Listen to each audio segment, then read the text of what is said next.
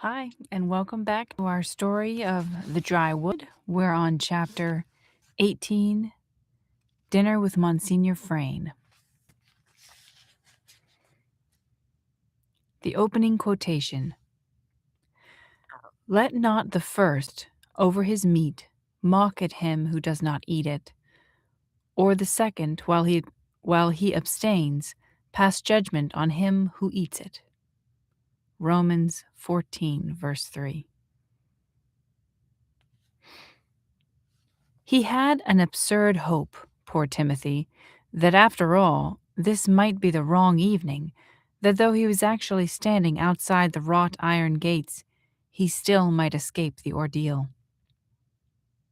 He fumbled nervously in the pocket of his hired dress suit for the invitation, hoping against hope, but no, there it was, in the Monsignor's own small, ornate writing, a singular honor. "Dine at my cottage." And the day and time, unmistakably this day, this hour, shortly this minute. The ghost of a smile moved across Timothy's face at the sight of the words, "my cottage," for he was at the gateway of a long avenue, stretched like a strip of bleached linen, between gray, feathery trees, like trees in an old tapestry, to a large and beautiful country house. Even now, Timothy wrestled with a desperate temptation to run away. Suppose the Monsignor had forgotten that he had asked him. The idea was one that dogged him whenever he had accepted an invitation, and the embarrassment that would follow such a contingency had assumed ridiculous proportions in his imagination. Tonight, in the presence of Cosma Feather Predom, it would be unbearable. He could still creep away, crouching behind hedges at the roadside to avoid meeting other approaching guests, feeling and acting like an escaped convict. He crossed himself as if he were going to the gallows and started up the long avenue, leaving behind him the road to escape, lying between fields under a mist as white and tender as milk, gleaming like pearl. He would not have accepted the invitation at all, were it not that Cosmo was to be among the guests. Now he realized that it was precisely her presence that would make his always painful self-consciousness insufferable. At the distance of 3 weeks, when he accepted, it had seemed possible that he might acquit himself in reality as he did in fantasy, contributing brilliantly to the conversation, perfectly at ease, indeed with a certain debonair nonchalance that would captivate Cosma and lead to long, intimate discussions of her own seeking, through which deep understanding and natural sympathy would begin. Now that the day had come, he knew the vanity of daydreams. He was more embarrassed than he had ever been in his life. He remembered how a mere glance from Cosma, paradoxically, had power to strip him naked and at the same time make him miserably aware of his clothes, their shabbiness, their cheapness, their unsuitability for the company and the occasion. This combination of X-ray eye and critical mind, which Timothy attributed to Cosma, was the invention of his own hypersensitivity. She had, in fact, a curious absence of the critical faculty, which accounted for many of her enthusiasms. Added to this, hers was the unquenchable, almost aggressive good nature that is so often the accompaniment of robust health and a total lack of imagination. Oh boy, don't we know people like that sometimes? An absence of the critical faculty with many enthusiasms, an aggressive good nature, and a lack of imagination. To her, the flames, the fashionable youth movement, had become the world, a world of glowing color, of light and splendor and vision. She had given herself to it with the unhesitating generosity of an ardent, happy nature, eager to be molded into the pattern which it set up as the ideal apostle, the apostle of today. She had by nature all the attributes wanted for the pattern: good looks, good clothes, good health, good humor, and as much magnetism as one so free of any trace of neurosis could ever hope to have. She took it for granted that every young Catholic must wish, as she wished herself, to be molded, hammered, coaxed into the same shape, the shape of the flame ideal, which, with thoroughness characteristic of the movement, was complete in every detail, leaving no flaw anywhere, no chink through which the individual's egoism might project a ray, no possible inlet for any part of his, or rather I should say her, since men were not admitted except as useful admirers. No possible inlet for any part of his, or rather I should say her, since men were not admitted excepting as useful admirers, previous experience. Wisely, great attention was paid to exterior things, which made the least self-conscious people the happiest candidates. The flames were eager to dedicate to the service and advertisement of the church, not the drab, the down-at-heel, the dowdy, who have so often discouraged the rich man from the attempt to pass with all his luggage through the eye of the needle, but the smart, the charming, the attractive, even the visibly opulent, who remind him of the consoling conclusion that to God all things are possible. Cosma had none of the sadistical satisfaction that many moralists have who delight in fault-finding, and when they do find a fault, tear off the pitiful covering of pretense or of secrecy as if they tore a bandage from a wound that it may bleed before the world. No, Cosma brought to all her contacts not so much the destructive spirit of the critic as the constructive desire of the artist to perfect his own work. Her single mistake being a failure to realize that all those people in whom, for the sake of the apostolate, she was interested, were not her work. Perhaps she lacked the quality which distinguishes angels from fools. She formed a habit of assessing, and often reassessing, the apostolic value of everyone with which she came into contact, and had invented a little chart which would measure the surely inevitable increase that would be evident when a given apostle had for a short time been exposed to the direct influence of the flames, much as sickly children are exposed to radiant heat. These charts were exactly like those used in hospitals for recording the patient's temperature, excepting that the line, which in those would measure fever, in Cosma's measured fervor, and that for the double purpose of making the chart pretty and encouraging the apostle, the line varied in color, being blue at the subnormal, changing through green to daffodil at the normal, and rising in orange, culminating in a splendid vermilion at the fever point, which would in the natural order indicate death.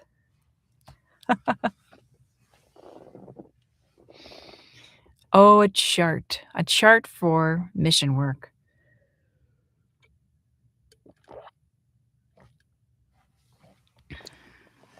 Caryll Houselander is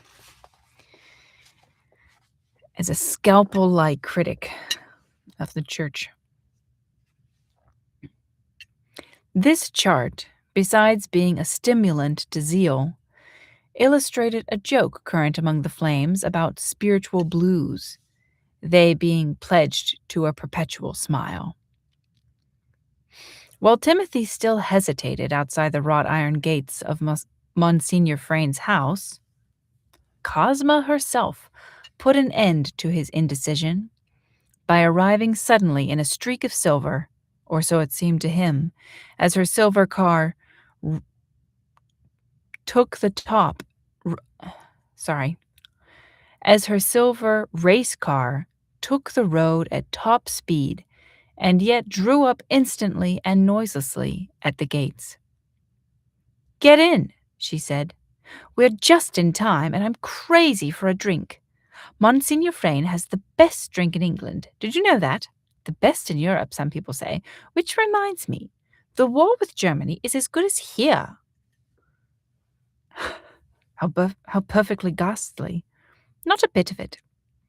It will do our boys and gals a lot of good. I've just come from a meeting of the Flames now. They're as keen as mustard. Are there going to be a first aid party?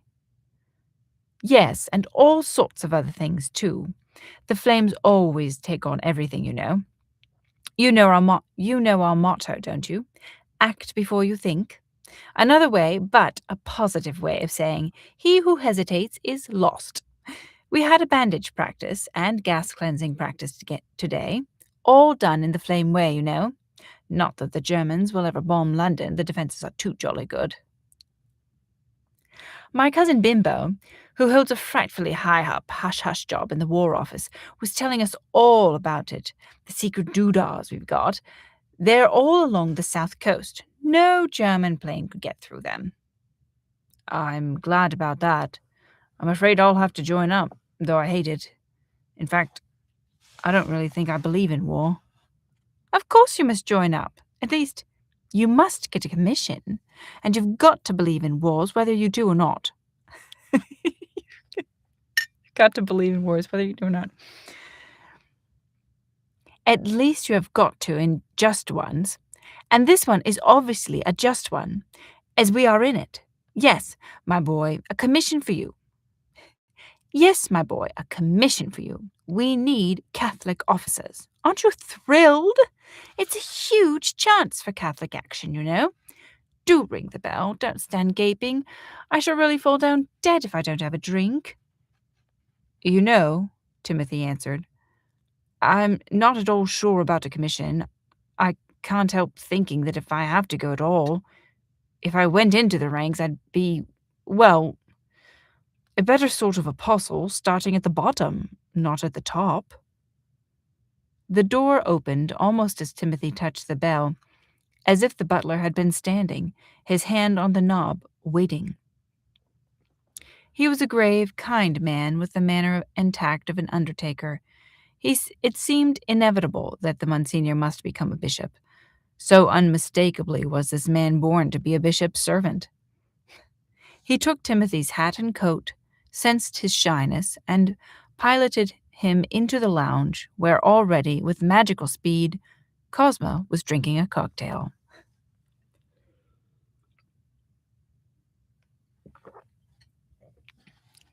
It was only at the table that the beautiful confusion of his fellow guests sorted itself out into individuals. And then only rather mistily, for the beauty of the long, low room, with its French window opening onto the garden, the soft light of innumerable candles, the enormous splendor of the last of the roses in silver bowls on the polished table, the red shadow of the roses in the glossy wood, and the glimmer of softly breathing gold reflected in the red, all this beauty was lapping him gently into itself. Outside, the garden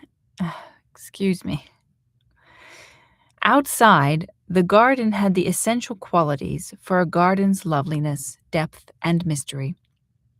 Timothy looked out on a dusk that was intensely blue against the candlelight, on a wide lawn sweeping slightly downhill to a little copse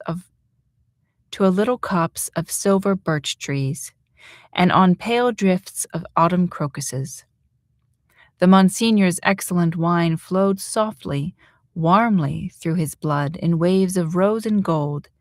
It seemed to flood his veins with the beauty around him, to wash the splendor of the roses over his heart, to steep his mind in the warmth of the candle flame. The self-reproaching asceticism that held his daily life rigid seemed to be melting in his wrists, the agonies of inexpressible charity to be flowing away out of his heels, and Cosmo was desirable as never before. Now it seemed that she and the flames and the Monsignor were right. Absurd for apostles to be dowdy, puritanical, drab. What could be more apostolic than these beautiful flowing dresses, these sparkling diamonds, these beautiful faces and soft voices? Yet he struggled, feebly. Under the sweet bliss of his senses, something in him wrestled and struggled, and he was angry with himself for his weakness.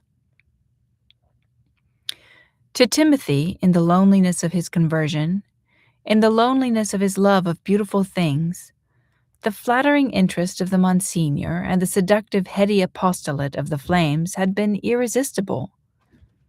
But gradually, though meaning only to fashion him to the pattern, which they could not conceive of any man not desiring to be fashioned into, they had troubled his soul.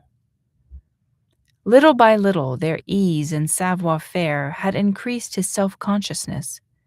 He had begun to strive to be just like what the other young men in that set.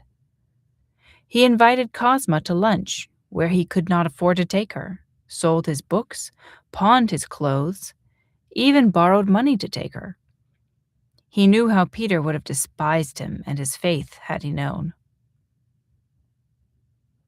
He tried to convince himself that the flames were right, and that he was wrong, that he was a raw convert, which was too hard, too rigid in his own mistaken spirituality, that the standard that he had set for himself was a matter of personal vanity. He tried to smother the inward voice which insisted that, after all, he had not set the standard.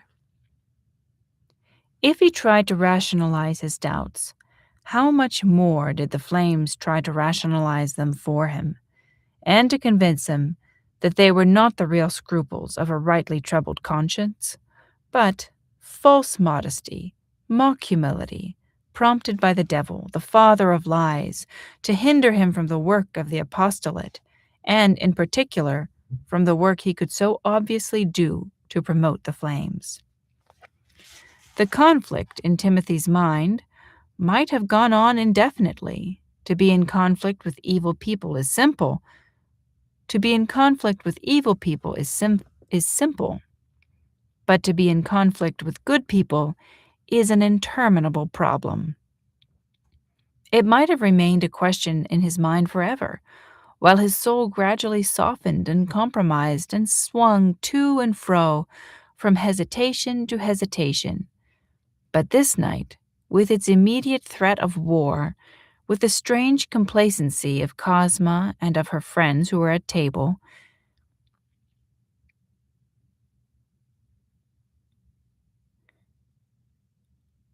challenged him to give an answer once for all, to cut Cosma out of his life and go back to the loneliness of his solitary Catholic life, or to betray the values of his old dislocated friends, to be untrue, as it were, to his first love and to the invisible communion of saints. Cosma was speaking about him, trying to draw him into conversation with the huge Portuguese woman in a black mantilla opposite to him. "Mr. Green has the strange idea," she was saying, "that he could be a better apostle as a common soldier in the ranks than with a commission." Donna Rosario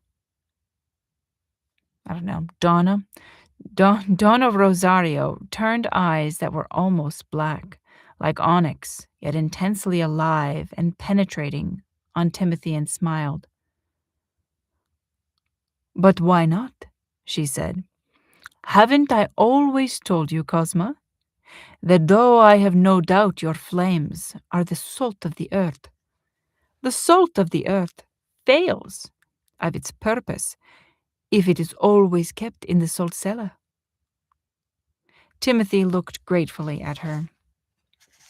He made up his mind that if he had an opportunity and was not too shy, he would talk to her. But just now he was less and less inclined for controversy and decisions. He was soothed and lulled into a haze of irresponsibility, like a child being rocked in a cradle by the fireside. Everyone and everything here was beautiful.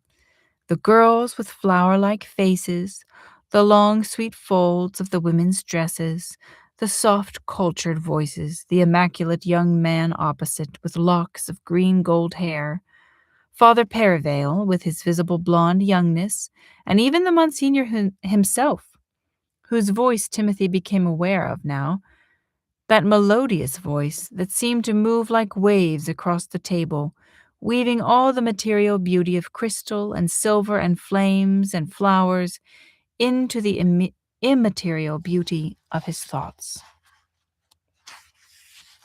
He was speaking to Dr. Moncrief now, asking him for his opinions on the psychological aspect of the events in Riverside, the passionate desire for Father Malone's canonization, and the swing over of the crowd emotion, if indeed it was crowd emotion, from the cultus of the old and dead priest to that of the little living child.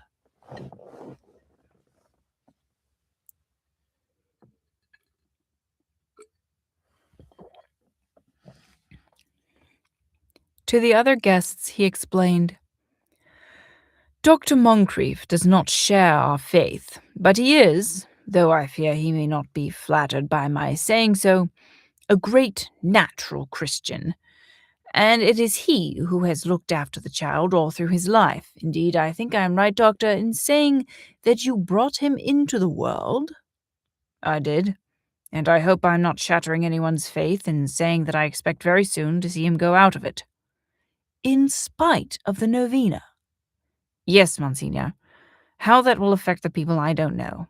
But personally, I would have preferred to take the child into hospital. It would have been easier to keep the poor little fellow under observation and comfortable, and it might have done a lot to stop the hysteria of the people. Hysteria? You think, then, that there is hysteria over him? Oh, certainly. Dr. Moncrief silently noted the Monsignor's satisfaction. But there is always, over anything of this kind, a percentage, you know. However, the people objected to my removing the child from home. They really felt very strongly about it. That was, of course, to be expected from the parents, but the opposition was as fierce from the people who are not related at all. In fact, you would think he belonged to them all. And maybe he does. It was Doña Rosario's voice, a curiously light little voice from such a mountain of a woman. Monsignor Frayne turned to Father Perivale. And you, Father, what impressions have you brought back from your recent visit to Riverside?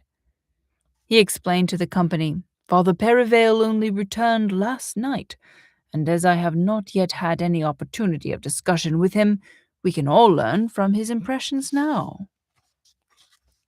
I wonder what those impressions are going to be, Monsignor. Father Perivale turned a light, bright pink. His heart was pounding, and his mouth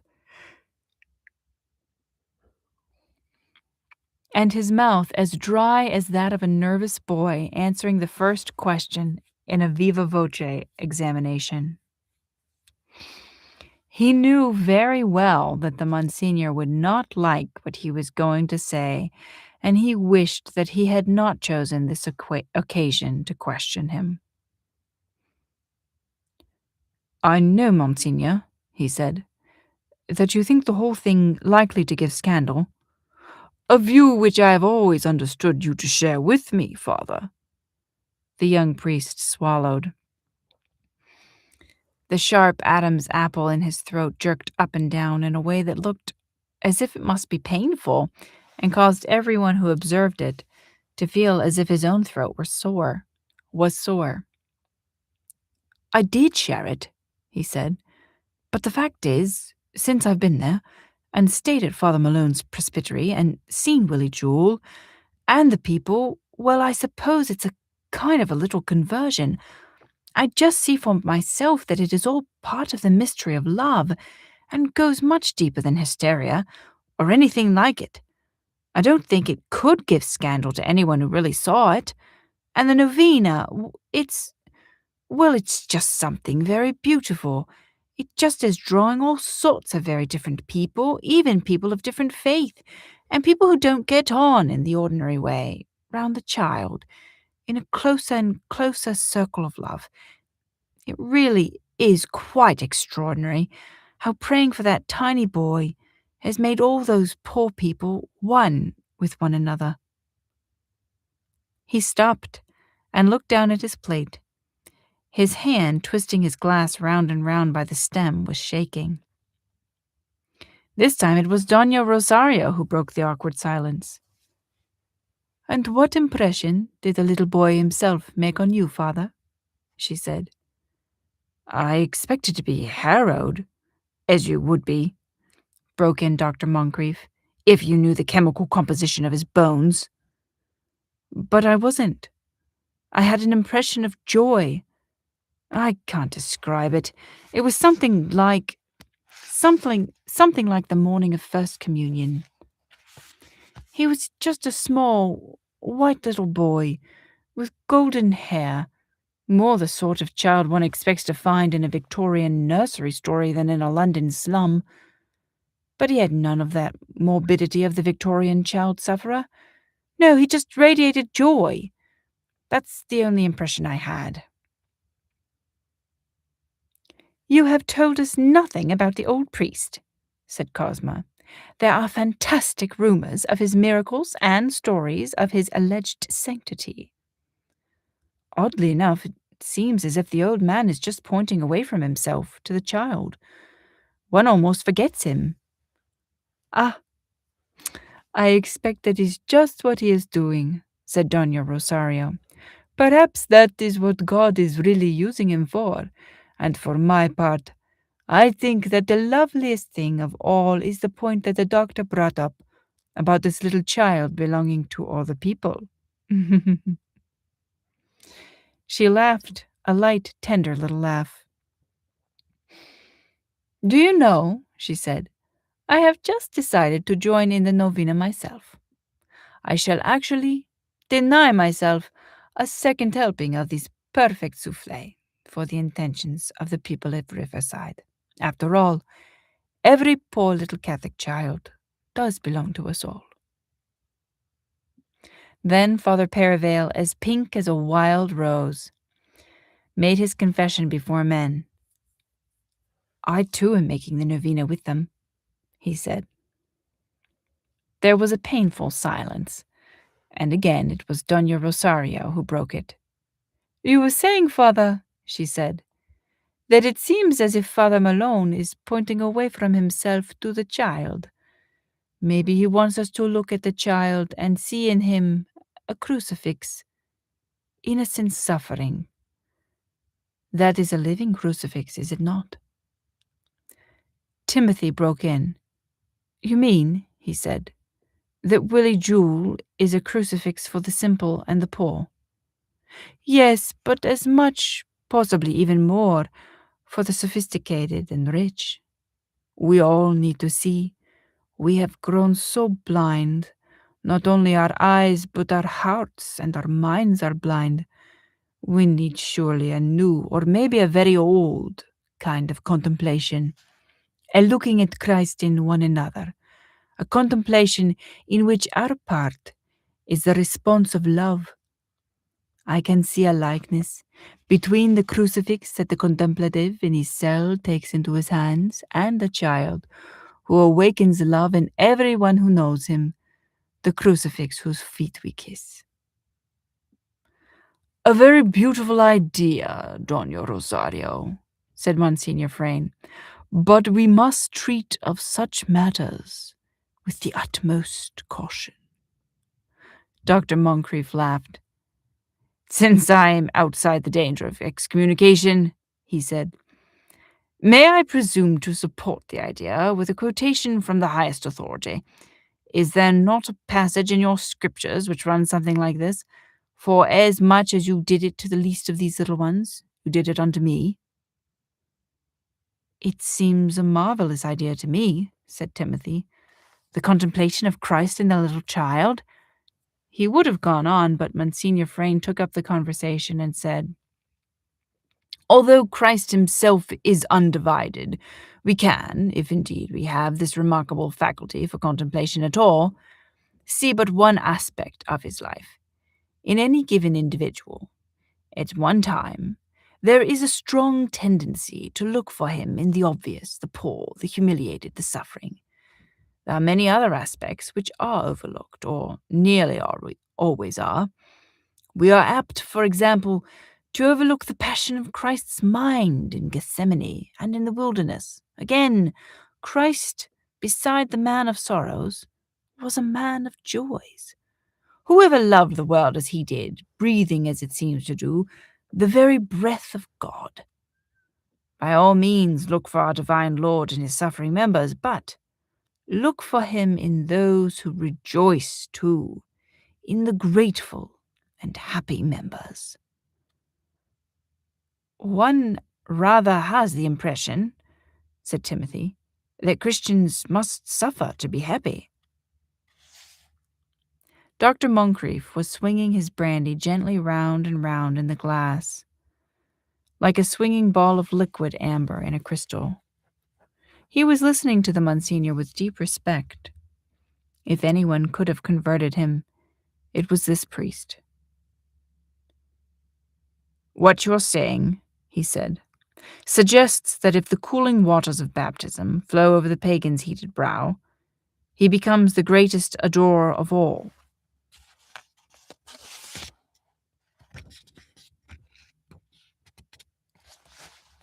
They went on talking for a little longer.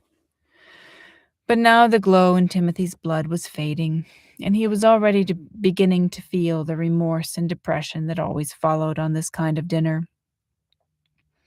He wondered if he had drunk more than he should have, and if that had something to do with his sudden fresh revulsion for the worldliness he was playing with. He felt humiliated and resolved, though he was cynical of his resolution as he made it, that he would give Cosma up. Cosma and dinner parties and drink and smoking. He would give them all up, absolutely and forever.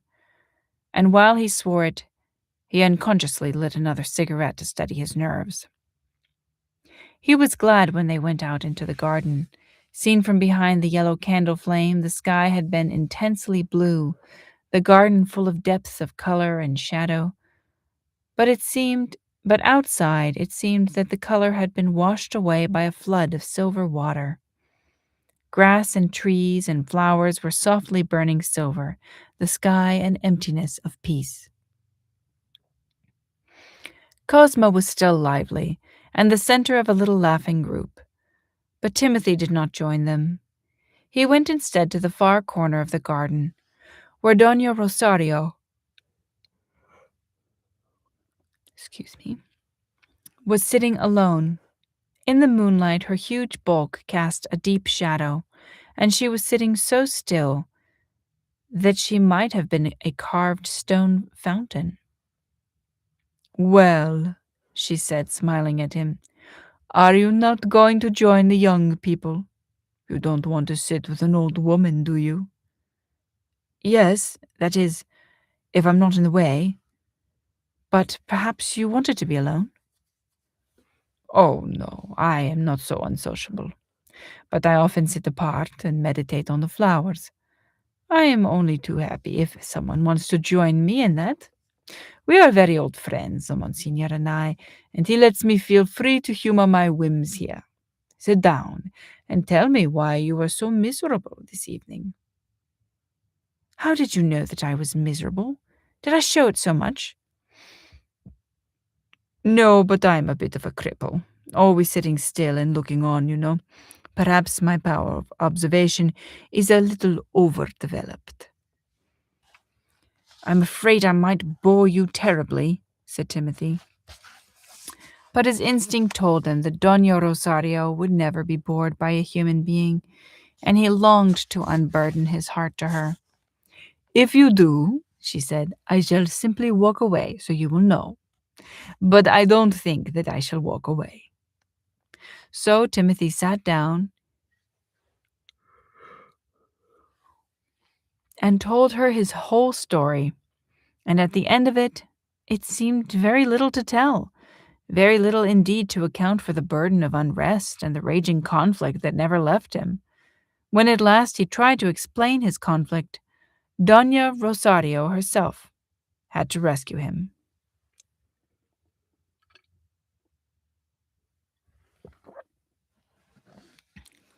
Briefly, she said, you feel that Cosma and the Flames, and all this little set of people, which probably seems to be very nearly the whole church to you at the moment, is far less Christian in practice than your communist friends, and you feel you ought to make a break.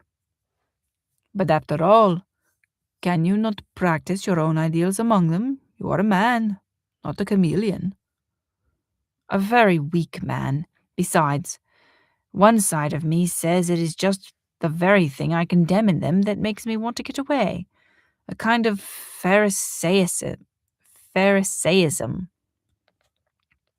And you know, it is not too easy to be yourself. They are all the time hammering their ideas into you. It isn't as if they thought of themselves as people all struggling to imitate Christ and helping one another along. They think of themselves as people to set the standard and show the way. Possibly. But hasn't it occurred to you that as all the Flames seem to be leaders and none of them followers, their influence need not worry you very much? But aren't the poor to be led? And what do the Flames know of the ordinary grinding poverty? If they know nothing about poverty at all, it is from reading... If they know anything about poverty at all, it is from reading about the extremes in books and papers, the sensational things that hardly ever happen. They know nothing of the unfair wear and tear that is so intolerable and so usual. I mean such things as having to let the water come into your shoes day after day because you haven't got 2 pairs, and dreading cold weather because you have teeth that ache, and no money to go to the dentist, and having to see the people you care for ill, without being able to bring them even a bunch of flowers. What do they know, who know nothing of the drab, mediocre misery, of the temptations of it, and the evil and the hellish things it can do to you? Alas, said Doña Rosario, there is just as much of the temptation and evil, and of hellish things, among rich people, and in a way it is more frightening because, as a rule, they do not recognize it so soon or so clearly. Sometimes they do not recognize it at all, and one trembles, wondering what the result will be. To get back to myself, said Timothy, which is, I'm afraid, what I always do get back to, the worst thing of all is the feeling of discouragement, nearly despair, when one sees the pride of life set up and accepted as an example, and realizes that Christ's humility and poverty are more despised in practice among religious people than they are among openly worldly people or communists. It is such a hard, black bruise to the spirit, and one becomes cynical and feels that one has been a fool to struggle so hard for the ideal of the humiliated Christ. Did you ever imagine, said Doña Rosaria softly, that you could ever willingly practice Christ's humility and not be humiliated? Did you ever imagine that you could ever willingly practice Christ's humility and not be humiliated? Oh, that's a good point. Gotta dog-ear that page. Timothy was silent for some minutes, and then he said, No, you're right. But what should I do now? It has come to a crisis in my soul. Ought I to go back to the loneliness of my life as a Catholic, as it was before I knew that set? Should I make a real break and be quite alone? Ought I to give Cosma up? Of course, she does not care for me, and she never will. I think, Doña Rosario answered, that it depends on whether you can be yourself with her and in her environment. If you can't, then you are in a hopeless position anyway, for how can you really love or be loved if you cease to be yourself? To love, you must possess yourself, God, who is love. Oh, sorry. To love, you must possess yourself. God, who is love, possesses himself wholly and gives himself to all that is. You possess yourself insofar as you are true to his plan of you, which is your own likeness to Christ. But I do not think that any drastic decision will be left to you. I am afraid that the war will sweep us all apart. But Dona Rosario, do you think that this flame spirit is wrong or right? That is not really a question for you or me to decide. Our only question is what we are going to do about whatever we come up against in life ourselves. Our answer to all such questions about other people can only be our own lives. The answer is not anger or judgment, but love. When your own concept of the Christ like causes you to condemn people, even when they seem clearly guilty, something is very wrong with yourself.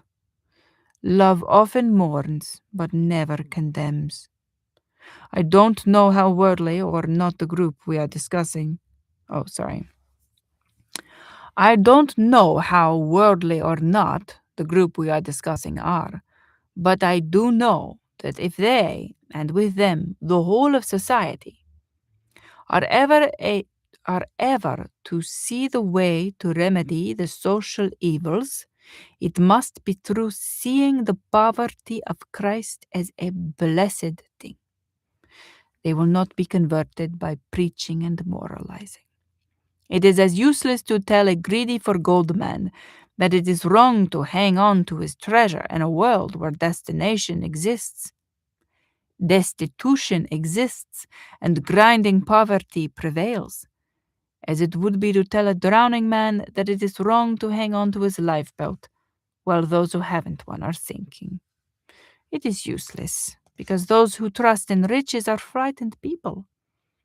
They do not possess their wealth. Their wealth, it possesses them. They will only change and make justice possible in the world when they see that in having nothing, they have everything, that peace and freedom are the treasure of the poor. They must see poverty. This is a practice, so I'm sorry for all of my mistakes, but I'm practicing accents here.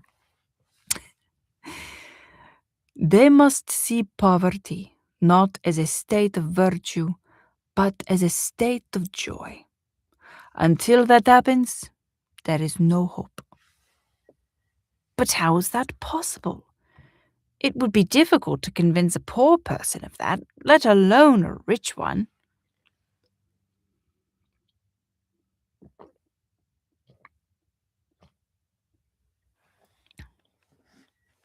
Yet, that is Christ's teaching. He did not teach in terms of right and wrong, but of joy and sorrow. Blessed, joyful are the poor in spirit. Woe, sorrow to you rich.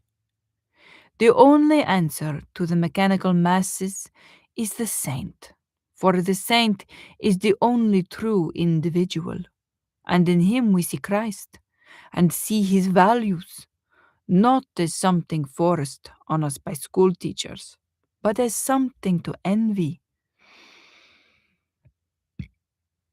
Take St. Francis of Assisi, whom the whole world, not Catholics only, thinks of in connection with poverty. He lived in an age as worldly as ours. Times change, but human nature never. St. Francis changed the outlook and the lives of countless people, not by scolding them, but by showing them, not by being a reformer, not by being a reformer, but by being a poor little man in love with all created loveliness. The reason is so simple. He reflected Christ, on whom his eyes were fixed, and when he lifted up his arms in ecstasy to receive the Lord's wounds in his own body, the shadow that he cast on his white roads of Italy, the shadow that he cast on the white roads of Italy was the cruciform shadow of Christ. Again, Dona Rosario paused, and then, since our Lord has ascended in glory, we can only see him in his shadow cast on the road under our feet by his saints. Now it is getting cold, said Timothy. How selfish I am keeping you out so long. All the others have gone in. If I walk away, she answered, you will think I am bored. So walk with me to the house. I shall need the help of your arm.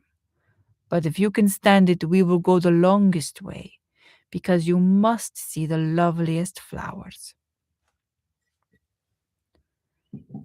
There were white flowers growing in great clusters on either side of the narrow path, beautiful and unearthly as living light or as a radiance of burning snow. Timothy caught his breath, and they stood still in front of them in wonder. Do you not think, said Dona Rosario, that the secret of their loveliness is that we can never possess it?